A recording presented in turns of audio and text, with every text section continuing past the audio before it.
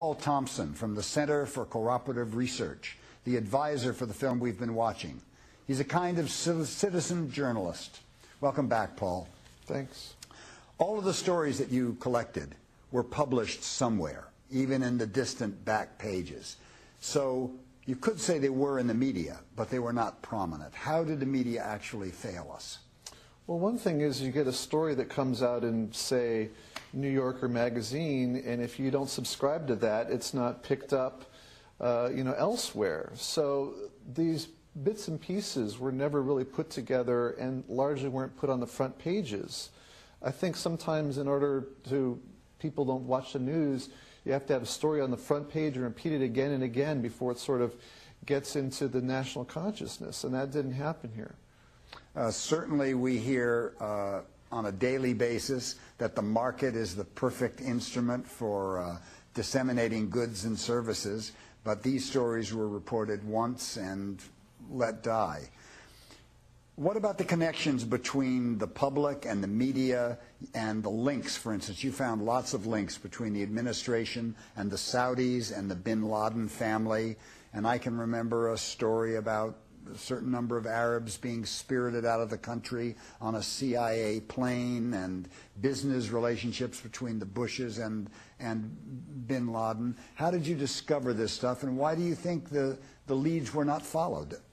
Well, that's, one of the most interesting things for me to come out of doing this research is that 9/11 is kind of like a snapshot in time of a complex web of political intrigue, really, where there are all these relations with foreign governments and foreign entities, many times of which I think we would question them if people knew more about them, where we're kind of making deals with devils, dealing with governments sometimes that are often dealing with our enemies.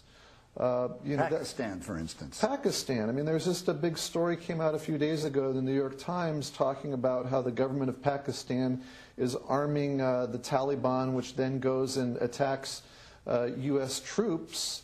So they are our close ally. At the same time, there's really incontrovertible evidence that they are encouraging and funding people to attack U.S. soldiers. So it seems like there's some, what's the disconnect there? How can they be our ally when they're doing that? And it's not just Pakistan. There are other countries that have these kinds of disturbing contradictions. And it's something that has largely gone unnoticed. People talk about Iraq, talk about Iran, talk about some places.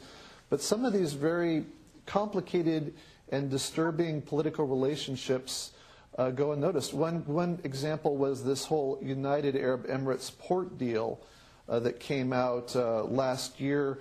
You may remember where the United Arab Emirates company was going to buy a bunch of ports, and they said, well, what does that say about our security? Well, I found out actually that the Los Angeles Times reported the person who owns that port company was falcon hunting with Osama bin Laden himself repeatedly. And then we're turning around and selling these ports to this individual who owns this company. I mean, what is with these disconnects? It's very puzzling. Well, here's what puzzles me about that story. That's a fantastic story.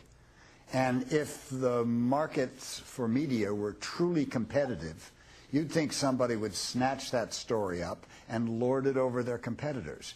So it makes me feel that there's some other deeper level of something that we don't know. Yeah, I found this mention in the Los Angeles Times a couple months after 9/11 talking about this port company owner who's a prince, and that he went falcon hunting with bin Laden, was reported in the LA Times. I contacted the LA Times, I contacted a number of other newspapers saying, in the wake of this port deal, don't you want to report this story? Don't you want to bring this to light, these connections that you previously reported?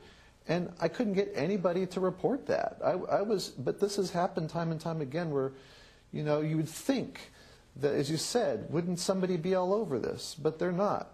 Well, it makes me understand why people think so highly of conspiracy theories. Not that I think that conspiracies don't exist. I mean, history's fraught with conspiracy. But there's a connection. When people are left in the dark and when they're not given facts, they speculate.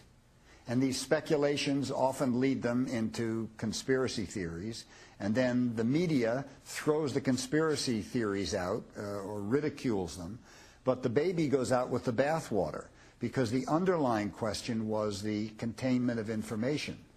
And it seems that one of the things we're watching right now is the tension in our government between the citizens and their need to know, and the government's need to protect legitimate secrets and legitimate strategies, and that's gotten extended to cover everything. So the citizens are in the dark.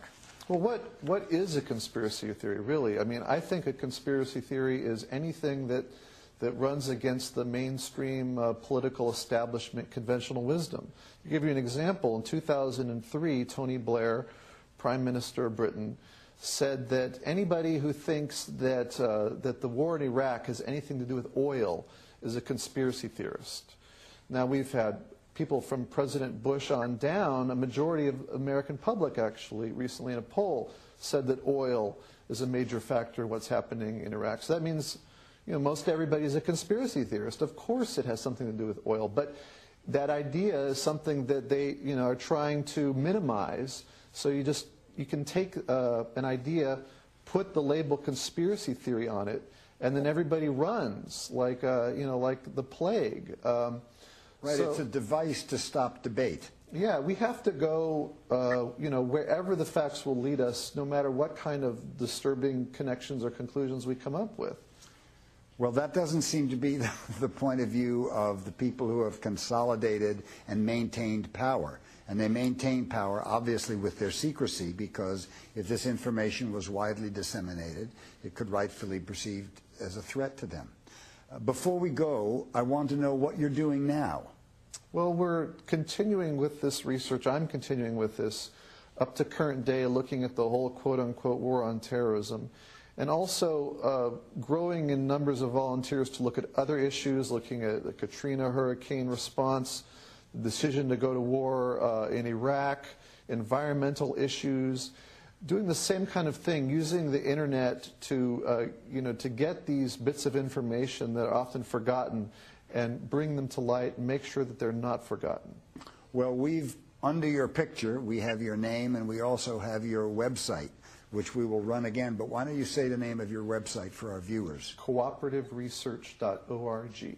Okay.